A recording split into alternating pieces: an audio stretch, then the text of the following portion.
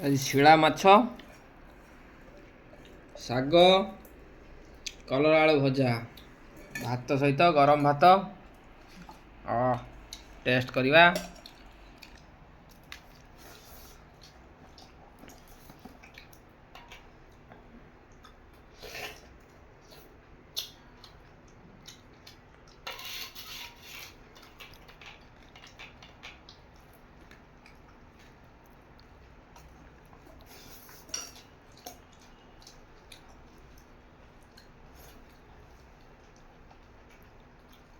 ମାଛ ଭଲ ହେଇଛି,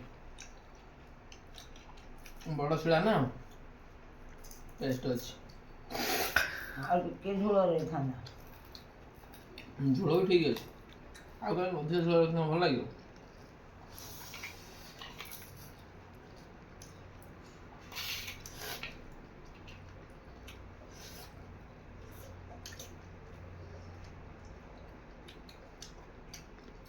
କୋଉ ଖାଇଲା ମାଛ?